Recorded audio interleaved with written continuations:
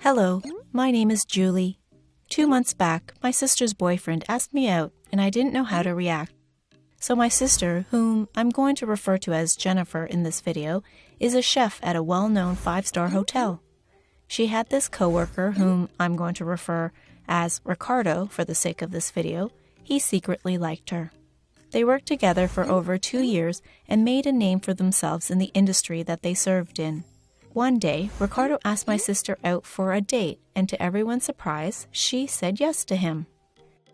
Everyone was surprised because Ricardo's image at his workplace wasn't as good as he would have liked it to be. He was known for flirting with random girls. As far as I remember, everyone used to call him a playboy behind his back. Well, we were all very shocked at Jennifer's decision.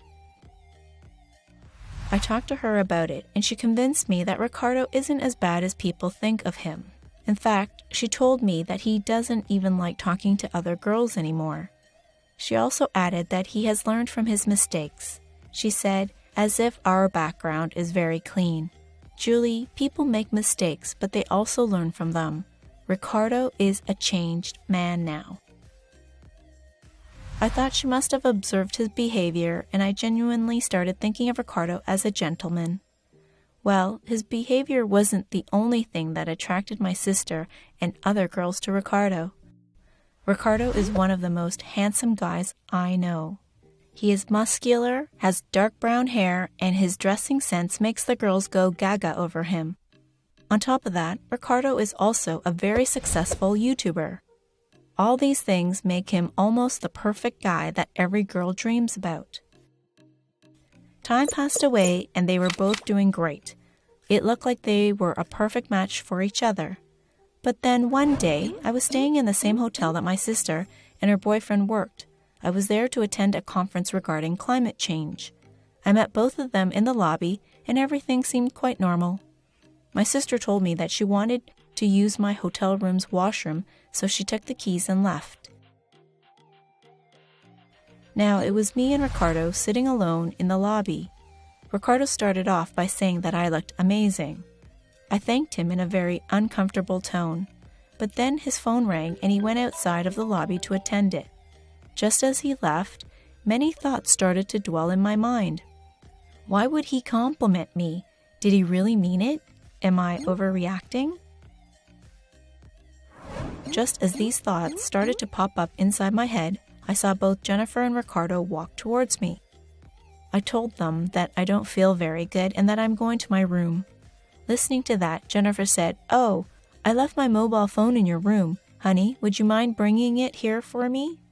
"No, not a problem," replied Ricardo. So now Ricardo joined me while I was going to my room. There was this awkward silence between us while we were in the lift together up until we reached my room. I opened the door and Ricardo forcefully went inside, looking for Jennifer's phone. I joined him in his search for the mobile phone and told him that it must be in the drawer. He looked inside the drawer and it was indeed over there. We both smiled at each other and I thought he was about to leave, but the words that he uttered next shocked me to the extent that I can't explain words. He said, "Hey Julie, I wanted to say something to you since quite a long time, and as we're both alone right now, I think this is the perfect opportunity. I wanted to tell you that I have started to find you really attractive, and I was hoping if we could secretly go out together." I couldn't believe my eyes. My sister's boyfriend was asking me out. I panicked after listening to the rubbish he had to say. I started to stutter, but I was able to tell him I wanted him out of my room. He asked me to promise that I won't tell this to Jennifer, and only to get him outside my room, I did promise him that this will stay between me and him. Just as he left my room, I locked the door and sat down on the bed. I didn't know what to do and how to react. I tried to calm myself and tried to analyze things better. I thought about what my next move should be. I came to the conclusion that the best thing now is to tell my sister about it, but the thought of hurting my sister's feeling was constantly putting a doubt in my head. But eventually, I forced myself to call her. I told her that I want her to come to my room immediately. I also mentioned that please don't tell Ricardo about it. Jennifer showed up in 10 minutes. There was a little smile on her face, but I ignored it. I told her to sit down and listen everything carefully. I told her that I know that she loves Ricardo a lot, but what I am about to tell her will shock her. It will unveil to her the dark side of Ricardo that he very smartly hid from everyone, but not anymore. I told her that Ricardo asked me out 30 minutes ago. A wave of shock went through her entire body. Tears went down, rolling her eyes. She started screaming in shock. "He can't do this to me. He can't cheat me like this." Now hold down a second. This is how she should have reacted, but what actually happened completely surprised me. She started laughing out loud. She was literally rolling on the floor and laughing. She told me that they both were pulling a prank on me. She pointed towards the camera that was smartly placed on top of the dustbin. They both were recording a prank on me to upload the video on Ricardo's YouTube channel. I punched my sister in the belly and told her to never do something like this again.